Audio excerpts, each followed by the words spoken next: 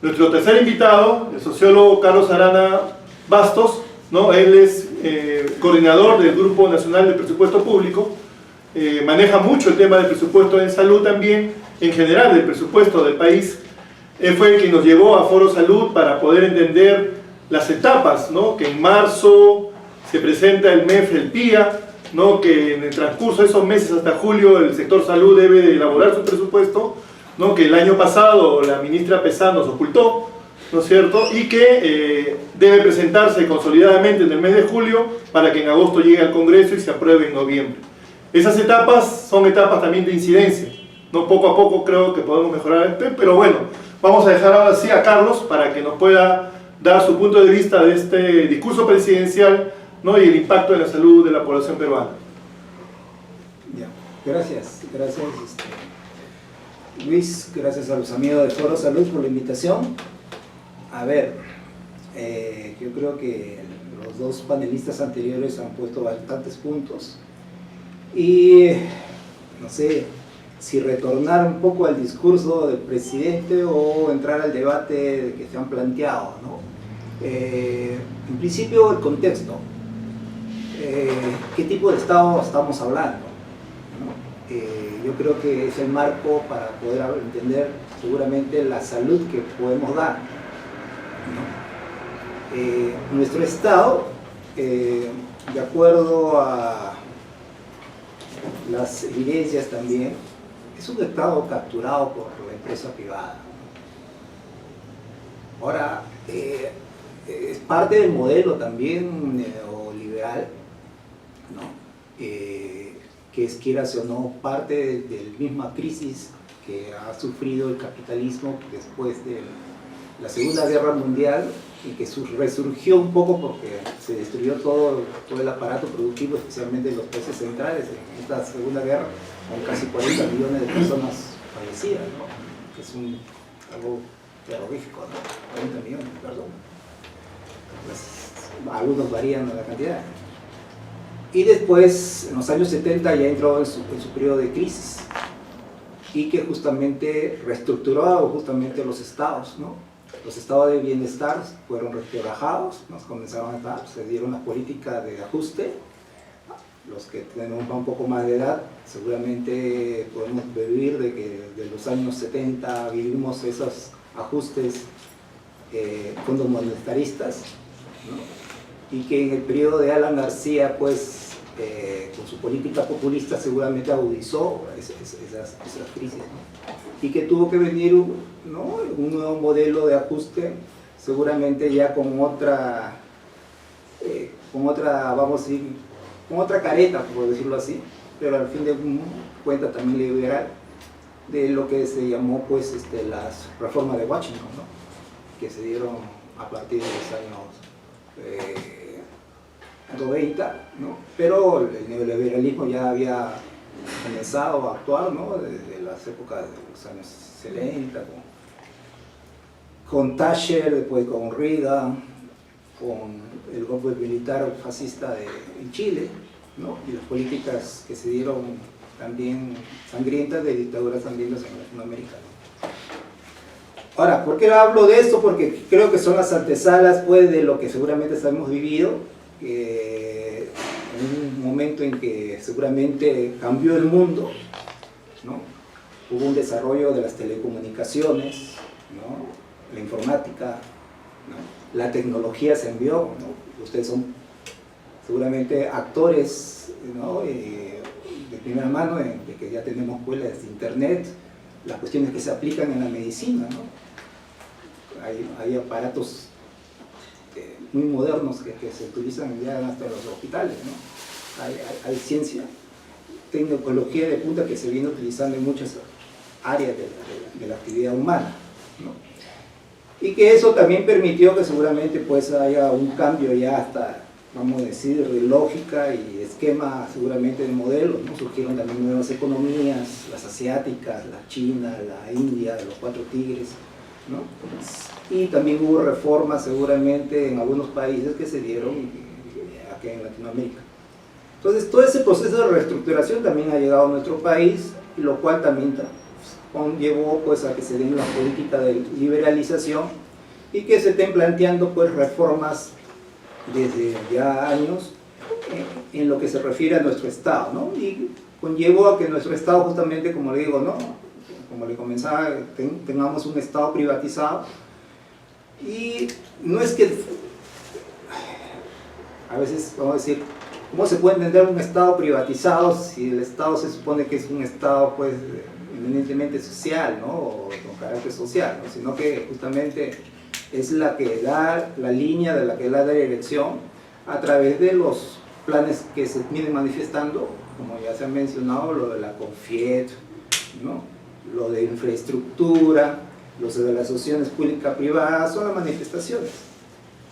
Ahora, qué bien sería que tengamos un sector privado, pues vamos a decir, progresista, nacionalista, pero que tenemos no es un sector privado ni, creo, un profesor que nos decía, por ejemplo, cuando tenemos a veces nuestros conversatorios en el grupo de presupuesto, decía que mientras las tasas de ganancias eran de 6%, ¿no? A nivel mundial, aquí en el Perú se daban por 24%, ¿no? Entonces, tasas de ganancias que se triplicaban, cuadruplicaban en nuestro país, ¿no? Ese es el carácter a veces de nuestra, aparte de ser antinacional, nuestro sector privado, ¿no? Es usurero y mercantilista, ¿no? Porque siempre se ha apoyado en el Estado. Y eso a veces se desafieren en todas sus formas, ¿no? En el grande y en el chico, ¿no? Y eso lo podemos dar seguramente varios ejemplos. Entonces, aparte de eso, pues hay sectores que son casi oligopólicos o monopólicos, con precio monopólico, que lo podemos ver en la salud, lo vemos en la electricidad, lo vemos en las telecomunicaciones, hasta en la alimentación, ¿no? Si no hablamos de Alicor, seguramente no hablaríamos de la alimentación en el Perú, ¿no? Porque es una empresa grandiosa que tiene varias líneas de trabajo, ¿no? De la triguera, panera, aceitera, ¿no? Entonces, en ese sentido, son características de nuestro sector privado, que se imprime en todas las dinámicas. Por eso no deben mirar de que justamente el lucro y a veces y la ganancia de una manera rápida también se implementen en la forma y en la lógica cuando se hablan en esta lógica de las asociaciones públicas privadas o cuando implementan su política, ¿no? A través del Estado, ¿no? La ganancia rápida es también parte de su lógica, ¿no? La corrupción también es parte de su lógica, ¿no? Entonces no se escapan a ello. Entonces, simplemente para tener un marco de referencia del tipo de Estado que tenemos, ¿no? Y de quienes componen, ¿no? Y de los que se han escuchado ustedes, de eso lo de las llamadas puertas giratorias, ¿no? Un día en el Estado, al otro día en el sector privado, ¿no? Y que al final, pues, por eso se ha ido hasta Kuczynski, ¿no? Hace el lobby del Estado y después viene a ganar, ¿no? Lo hizo Toledo, lo hizo García, ¿no? Ollanta, Fujimori ni hablar, ¿no? Con Montesinos y toda su pandilla ahí, ¿no? Entonces, en ese sentido, ese es el tipo de Estado que tenemos. No sé, ahí ya pasa por una evaluación de que justamente veamos si es que ese es el Estado que queremos mantenerlo. Si muy bien, yo creo que apostamos, y en eso seguramente coincidimos mucho, por un aseguramiento universal de la salud, ¿no? Yo creo que es necesario justamente fortalecer pues una salud estatal, ¿no? Porque la privada, con estas características, más aún, ¿no? Hace poco vinieron algunos extranjeros, hicimos un pequeño taller sobre las asociaciones públicas-privadas y ellos cuestionaban justamente las asociaciones públicas-privadas que se vienen dando en Europa, especialmente en dos sectores, ¿no? En salud y educación, porque justamente no había muchas evidencias de realmente de que era mejor que la pública, ¿no? Si muy bien se habían optado en los últimos años por la pública, era porque también en los países desarrollados pues hay que reconocer que han pasado por un proceso de crisis, ¿no? Recordemos lo que ha pasado después de los años 2007, 2009, ¿no? Lo que pasó en Grecia, ¿no? El Estado ha tenido que ir privatizando algunas cosas y justamente a veces los sectores sociales son los primeros con los que se le pasa la factura, ¿no? Entonces se restringe el Estado y Entonces, y eso también se viene, pero mientras allá se vaya criticando, acá se plantea como una novedad o como la gran solución del problema, ¿no? Y que hay altos funcionarios, especialmente del Ministerio de Economía, que piden APPs a gritos, ¿no? Y habría que preguntarle entonces, ¿para qué ustedes están? ¿No? ¿Son funcionarios, gestores públicos o ustedes son intermediarios del sector privado? Además que tienen altos sueldos, ¿no? Se supone que es un ministro, ¿no? O que tiene una gerencia, tiene sus altos sueldos, ¿no? Entonces se supone que debe haber perdido algo de gestión pública, o para qué están ahí, ¿no? Entonces esa es la pregunta simple y modesta que se le podemos hacer a esas personas que nos piden a gritos: hagamos más APPs o llamemos a la solución a que el sector privado solucione el problema del público, ¿no? Ahora, eso también tiene sus antecedentes. Recordemos que cuando se implementó el sistema justamente del neoliberalismo en el Perú, ¿no? Cuando se quiso achicar el Estado, dos instituciones que se tumbaron fueron, y dos instituciones importantes. Uno, el Instituto Nacional de Planificación en el año 92, ¿no? Y la Escuela Nacional de Administración Pública en el año 94. Entonces, debilitaron al Estado justamente en dos, vamos a decir, instrumentos importantes para la gestión pública del Estado.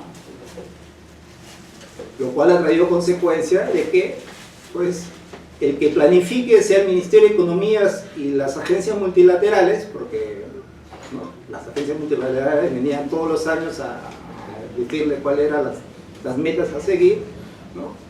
Y en gestión pública, pues, el que hacía era el que deshacía era el gobernante del turno, en ese caso Fujimori, ¿no? Y eso lo podemos ver en los indicadores. Cuando, ¿te acuerdas cuando decían Vargas Llosa en su propaganda: hay más de 1 millón de empleados públicos, hay que... Fujimori lo hizo, redució, pero al final de casi 2000 nuevamente tuvimos nuevamente otros millones de empleados públicos. Lo único que hizo Fujimori fue meter mucha gente, seguramente ya no en las empresas públicas, creó las ODPs, crearon esos organismos, ¿no?, de supervisión, y ahí creció nuevamente la burocracia. Entonces, al final de cuentas, esas reformas a veces son unas reformas direccionadas y con carácter político. Entonces, todas esas circunstancias son los condicionantes del Estado que tenemos. Ahora, seguramente podríamos hablar bastante, pero vayamos un poco a lo que nos ha traído acá, ¿no? Un poco contextualizando la cuestión. Y el debate que nos trae sobre la propuesta de Vizcarra. A ver, yo de hecho me voy a centrar, no quiero entrar seguramente al debate médico del programa. Yo creo que compartimos de que hay un acceso universal a la salud. Creemos que está casi colapsado el sistema de salud, lo cual conlleva que se haga reforma, si tenga necesario. Yo como usuario de la salud, yo creo que hay que hacer unas reformas, ¿no? Y lo cual conlleva también de que, desde el punto de vista del grupo presupuesto, creemos que las reformas se hacen con las personas. Eso quiere decir con el personal, sean todos los profesionales, técnicos, auxiliares, gente de obrera, ¿no?, que trabaja en el sector salud. Con ellas hay que hacer la reforma, ¿no?, con las personas, se hacen con las personas, no solamente cambiando el reglamento, la norma, ¿no?, sino que se hace con las personas. Entonces, si a esas personas hay que darle las mejores condiciones, seguramente laborales, ¿no?, desde el mismo sueldo, sus vacaciones, su reconocimiento, ¿no?, las condiciones del trabajo, dónde va a trabajar, ¿no?, el consultorio, ¿no?, que le permita seguramente estar motivada a poder atender mejor a los pacientes, ¿no?, y que no sea, pues, gente presionada que tiene que cumplir un rol seguramente, vamos a decir, de 6 horas, creo que, donde tiene que tener 30 pacientes que atender y tratar de cumplir sus horarios o cronogramas o las cuotas que tienen que hacer, ¿no? Entonces, en ese sentido, nos trae justamente, y como digo, yo me restringiré más allá de entrar a cuestiones más específicas que usted, de hecho, ya lo conocerá, un poquito a ver algunas cantidades, disculpando de que estemos tocando la cuestión de las cifras, a ver en qué medida son posibles, ¿no? Algunas cosas que se dan. Ahora, en lo que se refiere al presupuesto público, habría que ver cuál es la característica también de nuestro presupuesto público, ¿no? Como le decía, en la cuestión de la planificación no lo hace el CEPLAN, ¿no? Lo hace el Ministerio de Economía, es el que determina, y como algunos de manera sencilla dicen, es el que corta el jamón, ¿no? Es el que decide quién es por dónde van a ir los recursos, ¿no? A veces está sobre cualquier sector o cualquier ministro o hasta mismo el presidente de la República, y todavía sigue siendo la norma, ¿no? Y por eso muchas veces de sus ministros pues a veces son los que son los llamados a definir por dónde se van los recursos. Entonces, en ese sentido, la planificación, por ahí pues habría que recuperarla, ¿no? Y en la cuestión de la gestión, pues también habría que ver cómo se resuelven esos problemas de cómo realmente efectivizar, ¿no? Una mejor atención y dar los mejores servicios que se tienen en los servicios básicos que puede prestar un Estado moderno, ¿no? Entonces, ahora, en el CIS, como ustedes saben, este año ha tenido pues una reducción de casi 500 millones, ¿no? Lo cual conlleva de que pues que para casi 17.900.000 o casi 18 millones de personas pues haya casi 1.700 millones, ¿no? Y que si se aumentan unos 4 millones se requeriría por lo menos unos 380 si lo hacemos en términos simples, ¿no? Pero como se sabe, ese no es el problema, ¿no? El problema es de que más que por el lado de la demanda, es la cuestión de la oferta, ¿no? Y cuando vemos el lado de la oferta, por decirlo así, por denominarlo, habría que ver pues si realmente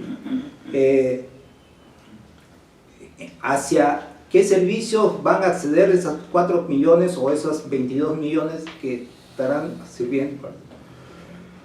Por ejemplo, no solamente serían los 300 millones, por ejemplo, los médicos, ¿no? Seguramente acá habrá médicos, ¿no? Por lo menos ellos están pidiendo 2.000 millones más para que le cumplan y le dupliquen sus incrementos, ¿no? Entonces, imagínense con un presupuesto que se tiene actualmente que casi 18 mil millones, ¿no? Para tener 2.000 millones, solamente para los médicos se daría pues casi un presupuesto de 20.000, y ya a partir de ahí, de una manera constante, porque esos 2.000 ya se estarían integrando al sueldo, ¿no? Y ni hablar de seguramente las enfermeras, los obstetrices, ¿no? Entonces, en ese sentido, hay un problema ahí de recursos y de financiamiento, que hay que verlo. Pero como le decía, ¿no?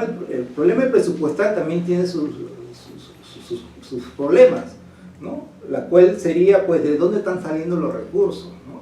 Que justamente ya un poco que lo avanzó el doctor David Tejada, que decía justamente que el 50% de nuestro sistema tributario vienen de los impuestos denominados ciegos o indirectos, que son la IGB y los impuestos selectivos al consumo, ¿no?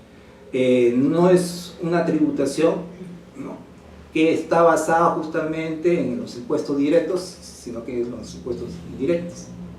Entonces, lo cual conlleva de que justamente hay ahí problemas justamente de esto que resolver para justamente permitir tener recursos que puedan incrementar, ¿no? Por eso yo creo que ante cualquier pliego de reclamo también tiene que ir, es parte de este debate, la cuestión de la tributación, ¿no? Creo que los sindicatos que están justamente optando por un incremento deberían también mirar eso, porque lo único, por ejemplo, por lo que tengo conocimiento, el ministerio le puede decir no hay plata, pues, ¿no? Y así se acabó la cosa. Entonces, ¿cuál es la alternativa? Que justamente pues tienen que echarle la mirada de reformar justamente el sistema tributario. La otra cuestión es que también este Estado es muy regalón, por decirlo así, ¿no? Estas personas son regalones, ¿no? Casi 17.000 millones que se dejan de cobrar con gastos tributarios, ¿no? Entonces, ¿Con qué presupuesto se puede? 17.000 millones de soles anuales últimamente, ¿no? Que en los años 2003 eran casi 4.000, ahora están por 17, ¿no? Cada vez más hay sectores más privilegiados, ¿no? A pesar de tener más recursos, ¿no? Porque ha habido un crecimiento de la economía, tributan menos, ¿no? Y utilizan los mecanismos que, vamos a decir, como ya también lo manifestó el doctor David Tejada, ¿no? A veces hay unos mecanismos de lo que le llaman, pues, la planificación contable para reducir su pago de impuestos. O hacen unas transacciones con algunas famosas offshores, ¿no? Donde transfieren algunos recursos y entonces con eso disminuyen sus costos. O porque el Estado le ha dado algunos beneficios tributarios, como esas grandes empresas mineras que de los años 90, ¿no? Que tienen una ley de contrato, ¿no? Contrato de leyes, donde no pagan algunos impuestos y a veces se les devuelve más de lo que pagan como impuestos, porque como ellas se les excluye el IGB, ¿no? Porque como están para el sector exportador, entonces se les devuelve más de lo que tributan, ¿no? Como por impuesto a la renta, ¿no? Entonces ese es el Estado y ese es, ¿no? Entonces el presupuesto se va reduciendo. Además, hay problemas también de corrupción, ¿no? Hay huecos fuertes, ¿no? De la corrupción pequeña hasta la corrupción grande, que seguramente es la que hemos más escuchado, ¿no? Por la cuestión de Odebrecht, pero los estimados van desde los 10.000 millones de soles hasta casi pueden llegar hasta los 30.000, ¿no? Si uno hace por las diversas formas que se dan en la corrupción. Entonces, hay toda esa característica presupuestal que creo que hay que considerarlo. También es la cuestión de que las APPs, ¿no? También cada vez van cobrando más importancia dentro del presupuesto público, ¿no? Actualmente las APPs se le está destinando casi 10.000 millones de soles en APPs, ¿no? Y eso sale en el marco macroeconómico multianual, 10.000 millones de soles. Entonces cada vez se está privatizando ya el mismo presupuesto. El mismo presupuesto se está privatizando. Por hecho, dentro de pronto seguramente, si uno hace la lógica, pues no habrá recursos ni siquiera para aumentar a algunos sectores, ¿no? O para dar algunos bienes y algunos servicios que dan. Entonces, esa es la lógica de nuestro Estado, como estamos acá. Entonces, yo un poco que quería dar esas cifras, ¿no? Que pueden dar un marco, ¿no? De referencial, aparte de las APPs, ¿no? Hay varios proyectos que se vienen implementando.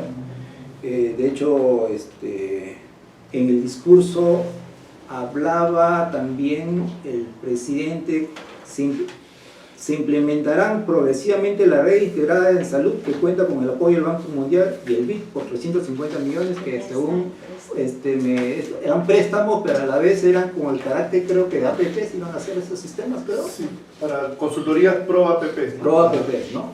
Entonces, al final de cuentas, toda reforma que están haciendo, lo están haciendo con esa lógica de direccionar recursos hacia el sector privado, ¿no? Entonces, lo cual conlleva de que lo que planteamos, ¿no? Es vamos a decir, un sector salud colapsado, pero se está buscando colapsar algo más para que, al final de cuentas, solamente quede el argumento: privaticemos todo, cerremos la luz y la pague el último que pueda salir, ¿no? Eso por el momento, y ya creo que en el debate... Muchas gracias. Gracias, Carlos.